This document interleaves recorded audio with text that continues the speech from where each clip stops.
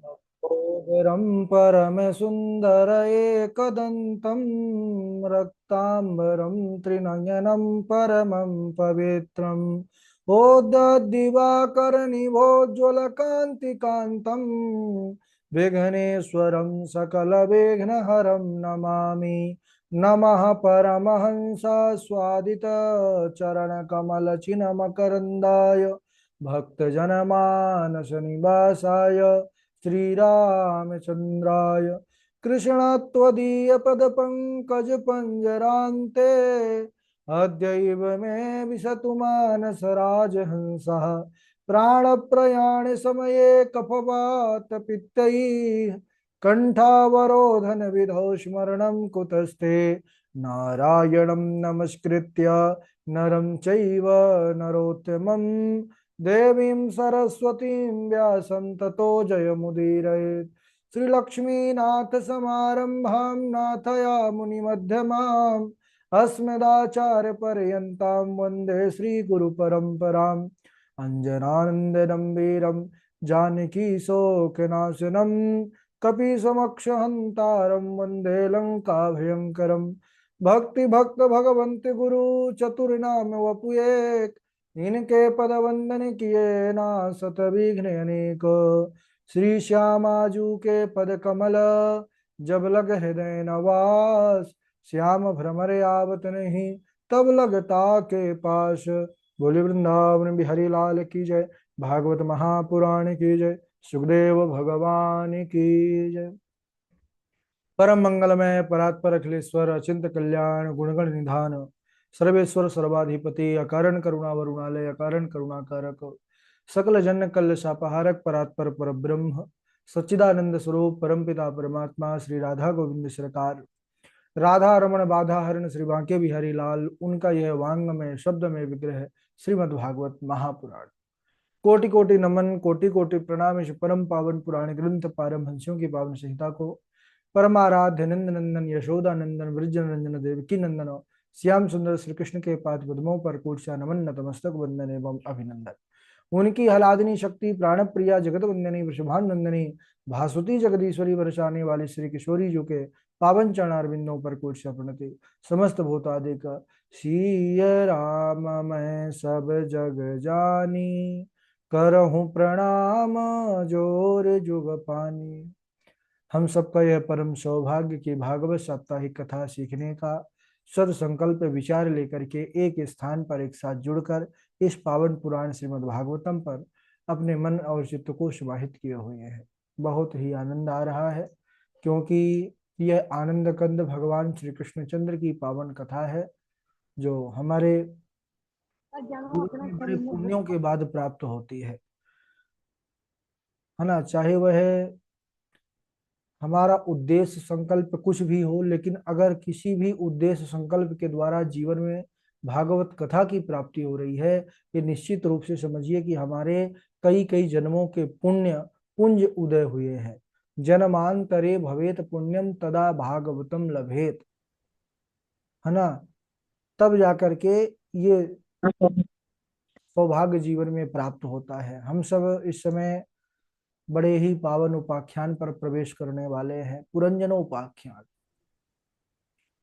यह पुरंजन उपाख्यान कब किस समय किसको प्रदान किया किसने, हम सब कल चर्चा कर रहे थे कि महाराज प्राचीन बरही जो यज्ञादिक कर्म तो करते थे, लेकिन वह पशु हिंसात्मक थे। हिंसा अगर यज्ञ में है तो वह फिर यज्ञ स्वीकार नहीं है भगवान श्री हरि को। तब वह आए और उन्होंने बतलाया कि आप इस प्रकार का कर्म करने के बाद क्या चाहते हैं। उन्होंने कहा हम कल्याण चाहते हैं। तो बोले कि ऐसे में कल्याण नहीं होने वाला। श्रेयस्तम कतमद्राजन कर्म आत्मन ईहसे दुख हानि सुखावाप्ति श्रेयस तन्नीह चेष्यते। कल्याण का स्वरूप क्या है? बोले आत्यांतिक दुखों की निवृत्ति। हमारे अंदर का जो दुख है, अशांति है, क्लेश है, इससे हमको छुटकारा मिल जाए और आनंद, उस आनंद की स्थिति की प्राप्ति का नाम ही कल्याण है। और यह दूसरों को कष्ट दे करके, दूसरों को दुखी करके क्या हम सुखी हो सकते हैं? कभी नहीं हो सकते। और उन्होंने वह नजारा दृश्य दिखा दिया तपोबल से, आकाश में जिन जिन पशुओं की बलि दिया था, सब वह क्रोध में भर करके इंतजार कर रहे थे, प्रतीक्षा कर रहे थे कि ये आए और इसको हम भी वैसे ही मारेंगे जैसे इसने हमको मारा है। तो महाराज प्राचीन बरही कहने लगे कि प्रभु मुझ पर कृपा कीजिए, और मुझसे तो भूल हुई, ना जानामि महाभागा परम कर्माप विदधि, एन मे विमलम ज्ञानम एन मुच्चेय कर्म भी। मुझे अपना परम ज्ञान प्रदान कीजिए, जिससे मैं मोह और बंधन से मुक्त होकर के उस परमात्मा की प्राप्ति कर सकूं, मुझे मुक्ति की प्राप्ति हो सके। तब देवर्षि नारद ने कहा, राजन मैं तुमको एक पुराना इतिहास सुनाता हूँ, उसको श्रवण करो, और उसमें ही तुम्हारे मुक्ति के सूत्र हैं। वह बड़ा पावन आख्यान है, पुरंजनोपाख्यान। और यह पुरंजनोपाख्यान प्रत्येक जीवात्मा से जुड़ा हुआ है। क्यों? क्योंकि आसीत पुरंजनो नाम राजा राजन बृहच्छवाह, तस्याभिज्ञात नामासीत सखाभिज्ञात चेष्टितः। कहते हैं एक पुरंजन नाम का राजा था। अच्छा, पुरंजन प्रत्येक जीवात्मा से रिलेटेड क्यों है? तो पुरंजन कौन है? वह पुरंजन नाम का राजा, कहते हैं कि यह जीवात्मा ही पुरंजन है। पुरम शरीरम जनयति इति पुरंजनः, जो अपने कर्मों के अनुसार कई शरीरों को ग्रहण करे, प्राप्त करे, ऐसे जीवात्मा को पुरंजन कहते हैं।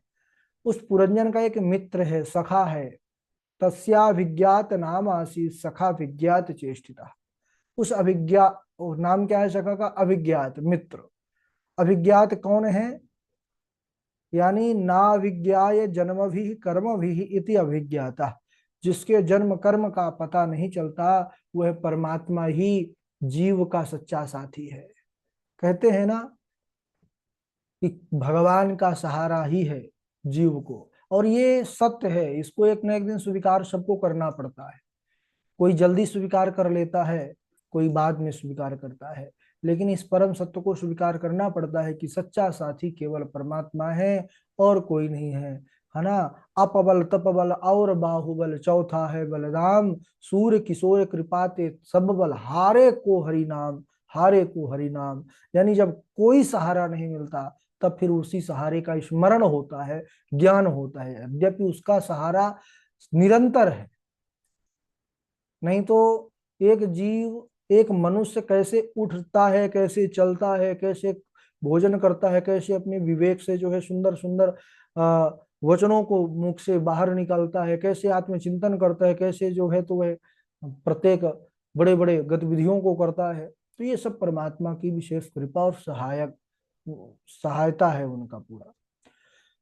तो अभिज्ञात यानी परमात्मा, परमात्मा ही जीव का सच्चा साथी है। लेकिन एक बार क्या हुआ, एक बार जो जीवात्मा है पुरंजन, यह अपने लिए एक उत्तम स्थान की खोज में भ्रमण के लिए निकला। एक ही सरोवर के दोनों राजहंस है, ईश्वर और जीव। भगवान जो यानी परमात्मा है, अभिज्ञात है, उन्होंने बार बार पुरंजन को समझाया कि ठीक है मित्र, जाओ, अगर तुम घूमने की इच्छा कर रहे हो, जिज्ञासा कर रहे हो तो जाओ, लेकिन मेरा स्मरण रखना, मुझे भूलना मत, तो सब जगह तुम्हारा मंगल ही होगा। अब वहां से जीवात्मा आया। अब आते आते उसने एक ऐसा दिव्य नगर देखा, 9 द्वारों वाला, जिसको देख करके वह आकर्षित हो गया उस नगर की तरफ। वह 9 द्वारों वाला नगर कौन है? 9 द्वारे पूरे देही। हमारा मनुष्य शरीर ही 9 द्वारों का नगर है। इसमें 9 जो है तो द्वार है, 9 छिद्र ही 9 द्वार है। और इस 9 द्वारों के नगर पर एक 5 फन वाला नाग सुरक्षा कर रहा है इसकी। इसके 10 सेवक हैं, और इसके अंदर एक बड़ी सुंदर राजकुमारी है। और उसकी सुंदरता का कहना ही क्या। आह। तो वह पुरंजन जो जीवात्मा था वह खींचा चला आया नगर की तरफ। अच्छा, वह नगर कौन है? यह मनुष्य शरीर ही 9 द्वारों का नगर है। और जो 10 सेवक हैं उस नगर में, वह है 10 इंद्रियां, 5 ज्ञानेंद्रियां और 5 कर्मेंद्रियां। 5 फन नाग जो इसकी रक्षा करता है, ये 5 प्राण, 5 वायु जिसको कहते हैं। 5 प्रकार की वायु हमारे शरीर के अंदर होती है। हृदय प्राणो गुदे पाना समानो नाभिमंडले उदाना कंठ देशस्थो व्याना सर्व शरीरगा। तो ये 5 फन वाला नाग है, 5 वायु है। अब वह सुंदर स्त्री कौन है? तो वह है बुद्धि। मनुष्य की जो बुद्धि होती है, ये बुद्धि ही, अब बुद्धि जो है ये चंचल है। पुरंजन आया, पूछा कि देवी आप कौन है? आप तो उमा रमा ब्रह्माणी के समान प्रतीत हो रही हैं, कौन है आप? उस स्त्री ने जवाब दिया कि भगवान हम कौन है हमको खुद ही पता नहीं है। क्यों? क्योंकि बुद्धि का स्व का उसका कोई अपना विशेष महत्व नहीं है। लेकिन जब हम उस बुद्धि को कोई एक क्रिया देते हैं या कोई एक संकेत देते हैं, तब बुद्धि करती है। तो पुरंजन प्रसन्न हो गया, बोला ठीक है, मेरा नाम पुरंजन है और तुम मुझसे विवाह कर लो, पुरंजनी हो जाओ।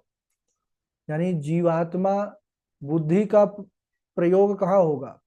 जीवात्मा जब जीवित रहेगा तभी तो बुद्धि काम करती है। बाकी शरीर ऐसे ही रहा आएगा तो बुद्धि क्या होगा उसका? तो अब दोनों की राजी खुशी से हो गया, विवाह हो गया। अच्छा, परमात्मा से दूर हुआ अविज्ञात पुरंजन। अविज्ञात से दूर पुरंजन जब हुआ, परमात्मा ने तो समझाया था कि कहीं जाना, किसी जगह पर जाना, लेकिन मेरा स्मरण रखना। लेकिन बुद्धि के चक्कर में उस पुरंजनी में पुरंजन इतना खो गए, इतना जो है मदमस्त हो गए कि क्वचित गायति गायन्त्याम रुदत्याम रुदति क्वचित, क्वचित धसन्त्याम हसति जलपन्त्याम अनुजलपति। अब प्रत्येक कर्म बुद्धि के हिसाब से, अब जीवात्मा जब अपना विवेक, स्व विवेक को दबा देता है, शास्त्रों की या गुरु माता पिता के वचनों को नीचे करके, और फिर बुद्धि के चक्कर में हो जाता है, बुद्धि जो करे वही करे, तो फिर वह बुद्धि बहुत नचाती है मनुष्य को। अब बुद्धि के चक्कर में ऐसा पुरंजन खो जाता है, यानी प्रत्येक जीवात्मा का यही हाल है, हम सब मनुष्यों की ही एक कथा है। बुद्धि में ऐसे खो जाते हैं कि फिर हम स्व, यानी हम क्या, कोई जानता है अपने स्वरूप को? कोई बिरला ही योगी महात्मा भक्त लोग, रसिक लोग ही जान पाते हैं कि हम कौन हैं। बाकी सब तो बुद्धि के चक्कर में हम, शरीर है मेरा, ये नाम है मेरा, ये गांव है मेरा, ये प्रतिष्ठा है मेरा, यह जो है तो वैभव है, इतने तक ही तो सीमित है, तो सभी उसी स्थिति में है। स्व का बोध होना, यानी मैं शरीर नहीं हूं। पुरंजन यानी शरीर नहीं, पुरंजन यानी जीवात्मा, वह ब्रह्म का ही स्वरूप। लेकिन क्वचित क्वचित गायति गायन्त्याम, अगर वह पुरंजनी गाती तो गाने लग जाता, हंसती तो हंसने लग जाता, जल पीती तो जल पीने लग जाता, रोती तो और जोर जोर से रोने लग जाता। ये हाल हो जाता है फिर जीवात्मा का। अब परमात्मा को भूल गया, एक बार व्यसन शिकार का, पुरंजनी से बिना बताए चला गया और दिन भर जो है तो पशुओं को मारता रहा। तो इधर पुरंजनी क्या हो गई? नाराज हो गई, कोप भवन में जाकर के लेट गई। कई बार हम भी कभी कोई महापुरुषों के सानिध्य में आते हैं, उनके वचन रूपी जो हमारे उपदेश होते हैं, वो ऐसे घर करते हैं कि हम विचार कर लेते हैं कि नहीं नहीं, आज से मनमाना हमको नहीं चलना है, हमको एकदम सही से चलना है और बढ़िया भजन करना है। तो तब फिर हमारे अंदर ही एक युद्ध, द्वंद्व युद्ध चलने लगता है। बुद्धि कहती है ऐसा करना है, लेकिन आत्मा से अंदर आवाज आती है नहीं नहीं ऐसा नहीं। ऐसे ही पुरंजन जब लौट करके आया और देखा पुरंजनी दिखी नहीं, हारा थका दिन भर का, पूछा दासियों से, कहाँ है महारानी? बोले महारानी तो कोप भवन में है। पुरंजनी के पास। जैसे ही सुना, भागा भागा गया पुरंजन। पृथ्वी पर पड़ी देखा तो दुखी हो गया, कहने लगा महारानी क्या हुआ। चरणों को दबाने लगा, मनाने लगा, अनुनय विनय करने लगा कि मुझसे बड़ा भूल हुई, मैं अब कभी तुमसे बिना पूछे शिकार खेलने नहीं जाऊंगा। तुमको जो मुझे दंड देना है दे दो, लेकिन प्रसन्न हो जाओ। आज के बाद मैं तुमसे पूछे बिना कहीं नहीं जाऊंगा। अब पुरंजनी थोड़ी देर में प्रसन्न हो गई। दोनों प्रसन्नता पूर्वक कुशीनगर में रहने लगे, और इनकी जो जवानी है एक क्षण में व्यतीत हो गई। क्या समय का पता चलता है जीवन में। कब हम छोटे थे, छोटे से पूरा बचपन निकल गया, बड़े हो गए, बड़े से वृद्ध हो गए। अब वृद्ध के बाद बस अब जाने की बारी आ गई। तो क्या पूरा जीवन इतना जो एक जीवन एक अवसर होता है, इसका पता भी नहीं चलता कब आया कब चला गया।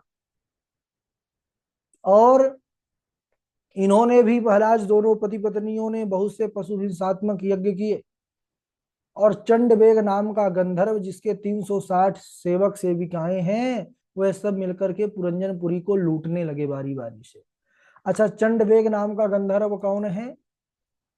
चंडवेग नाम का गंधर्व यह संवत्सर है, जो प्रतिवर्ष बदलता है। हमारे आचार्य जानते हैं, संकल्प में बोलते हैं संवत्सर का नाम।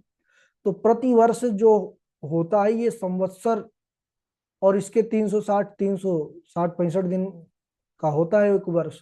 तो वही सेवक सेविकाएं, दिन है सेवक, रात है सेविका।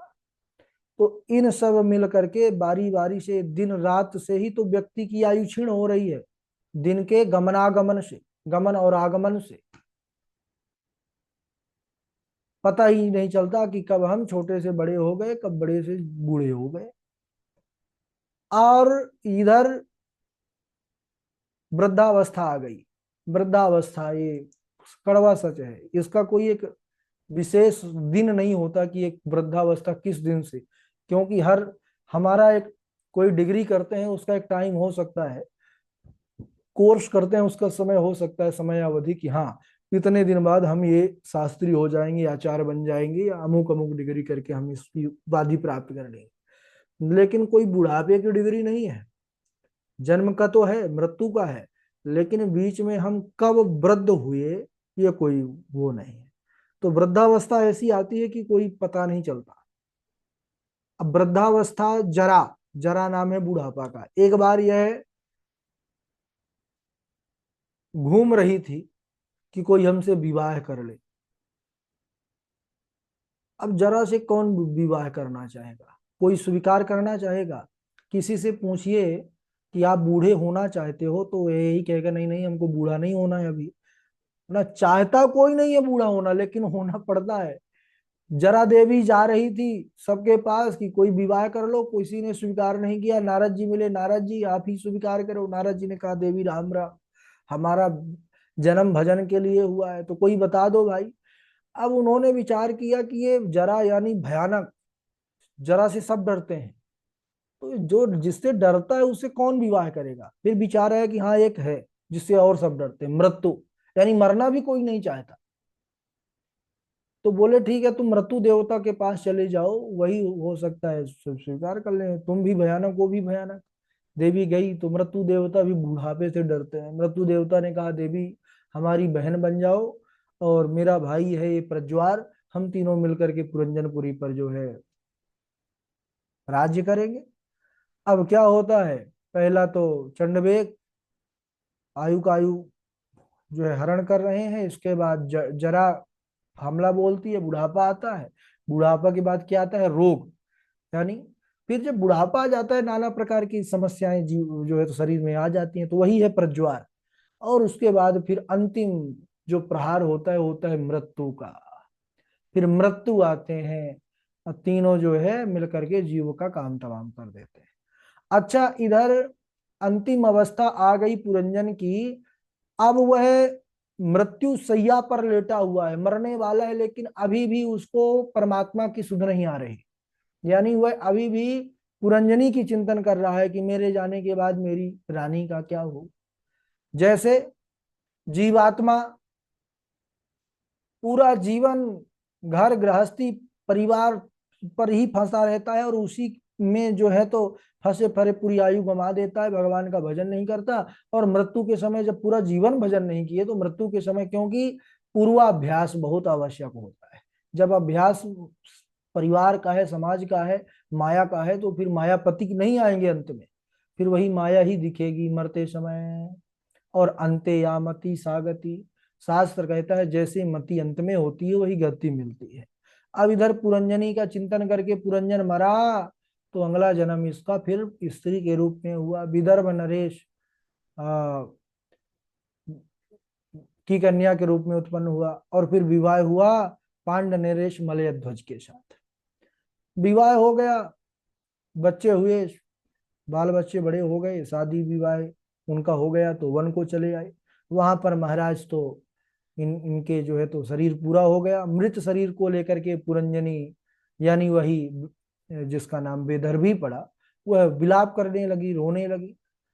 अब वह चिता पर बैठ करके रो रही थी, तब उस समय परमात्मा कृपा करते हैं। इसलिए भगवान को जब हम प्रारंभ में भूमिका पर प्रवेश करते हैं, भगवान के लिए एक शब्द आता है अकारण करुणा वरुणालय। अकारण करुणा यानी भगवान की करुणा किसी कारण से नहीं होती है, जीव तो उसका अपना ही अंश है। तो वही परमात्मा ढूंढते ढूंढते पुरंजनी के पास, यानी उस विदर्भी के पास आए। उसके बाद वहां पर क्या चर्चा होती है, बड़ी अद्भुत कथा है। आज यहीं तक समय हो चुका है, इतना आप लोग बढ़िया से तैयार करिए, इसके आगे हम अगले दिवस श्रवण करेंगे। बोलिए वृंदावन बिहारी लाल की जय। अब बारी बारी से जो पूर्व के दिन के श्लोक आपको कल भेजा गया था, उसको आपने जो तैयार किया है उसको सुनाइएगा। सर्वप्रथम हमारे झा जी सुनाएंगे, इनके बाद इंदु पराशर जी हैं, डॉक्टर वैशाली जी हैं, और नीरज दुबे जी हैं। नीरज दुबे जी के बाद शांभवी हैं। शांभवी जी के बाद पंडित पवन जी हैं। नितेश त्रिपाठी जी हैं। और हर्षिता जी हैं, मानसी मिश्रा जी हैं, मनमोहन द्विवेदी जी हैं, और ओ कृष्णा जी हैं, कृष्णा जी हैं। चलिए। राधे राधे गुरु जी। राधे राधे गुरु जी। ऐसे तो कल वाला श्लोक अभी मेरे मेमोरी में नहीं है, क्योंकि दूसरे काम में हम फंसे हुए थे। अच्छा अच्छा, कोई बात नहीं, पुराना ही करते कोई। सर्वश्च जगत कारणम पर आत्म स्वर उपद्रष्टा स्वयं दृग विशेषण प्रयाणाम एक भाव यो न पश्यति वैविदाम सर्वभूतात्मनं ब्रह्मन् सो शान्तिमधिगच्छति। राधे राधे। बहुत अच्छा। राधे राधे। राधे राधे गुरुजी प्रणाम। हाँ राधे राधे। स्वमेव ब्राह्मणो भुङ्क्ते संवस्ते समददाति च तस्यैवानुग्रहेणान्नं भुञ्जते क्षत्रियादयः। श्रेयस्त्वं कृतमद्राजन् कर्मणात्मनैहषे सुखानि दुःखावाप्तिः श्रेयस्तन्नेह चेष्यते। न जानामि महाभाग परं कर्मापविद्धि ब्रूहि मे विमलं ज्ञानं येन मुच्येय कर्मभिः। राधे राधे गुरुजी। राधे राधे। हाँ, आगे सुनाए डॉक्टर वैशाली। राधे राधे गुरुजी। राधे राधे। वसुदे त्वां वदिष्यामि मच्छासनपराङ्मुखीं भागं वृङ्क्ते न तनोति च नो वसु यानि रूपाणि जगृहे इन्द्रो हयजिहीर्षया तानि पापस्य खण्डानि लिङ्गं खण्डमिमुच्यते। बहुत अच्छा। नीरज दुबे जी।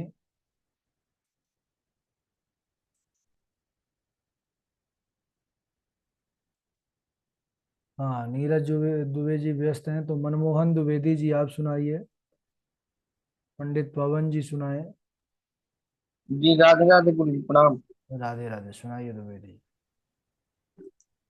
कुलम पवित्रम जननी कृतार्था वसुंधरा पुण्यवती च तेन अपार समवित सुख सागरेऽस्मिन् लीनं परं ब्रह्मणि यश्च तो कुल धन्य उमा सुनु जगत पूज्य सुपुनीत श्री रघुवीर परायण जय नर उपज विनीत।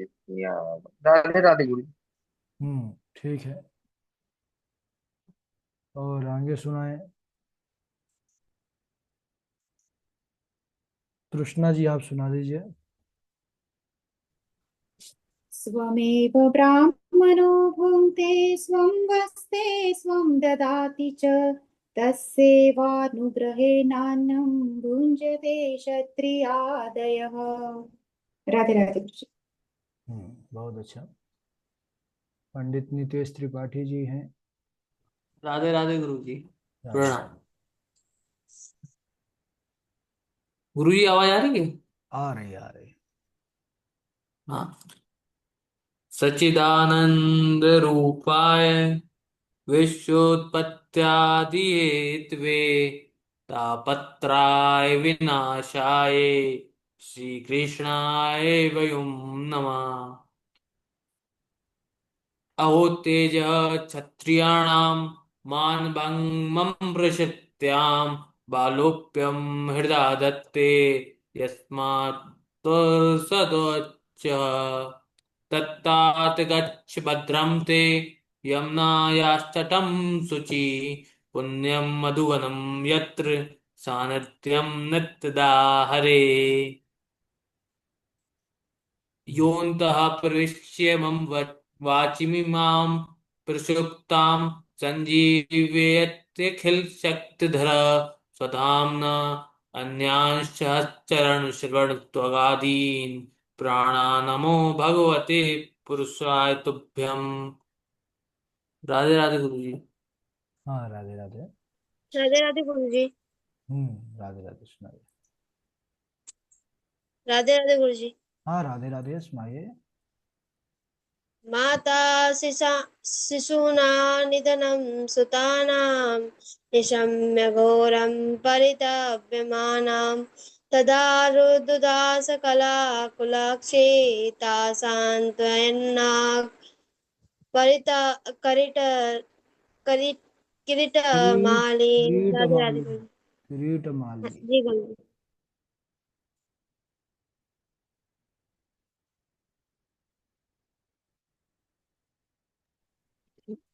राधे राधे गुरुजी प्रणाम। हाँ राधे राधे सुनाइए। यदा तु राजा स्वसुतान् साधुना पुष्णेन धर्मेण विनिष्टदृष्टि भ्रातुर्यविष्ट सुसुतान् विबन्धुना प्रवेश्य लाक्षा भवने ददाह इन्द्रप्रस्थं यमप्रस्थम् अवन्ति वारुणावतं देहि मे चतुर्ग्रामान् पञ्चमं हस्तिनापुरम् पत्रं पुष्पं फलं तोयं यो मे भक्त्या प्रयच्छति तदहं भक्तु प्रहितम् अस्नामि प्रयतात्मनः। राधे राधे गुरुजी प्रणाम। राधे राधे। राधे राधे गुरुजी प्रणाम। हाँ सुनाइए। तितिक्षया करुणया मैत्र चाखिलजन्तुषु स्मत्तेन च सर्वात्मा भगवान् सम्प्रसीदति। राधे राधे गुरुजी प्रणाम। राधे राधे। और नीरज दुबे जी हैं। पंडित पवन जी अभी नहीं सुनाए ना? पंडित पवन जी जी व्यस्त। गुरु जी प्रणाम। राधे राधे। हाँ सुनाइए। स्वमेव ब्राह्मणो भुङ्क्ते स्वं वस्ते स्वं ददाति च तस्यैवानुग्रहेणान्नं भुञ्जते क्षत्रयादय श्रेयस्त्वं कदमद्राजन् कर्मणात्मन ईहसे दुःखहानि सुखावाप्ति श्रेयस्तन्नेह चेष्यते न जानामि महाभागं भाग परम कर्मापविद्धति ब्रुवी मे विमलं ज्ञानम येन मुच्येय कर्मभिः। राधे राधे गुरु जी। राधे राधे।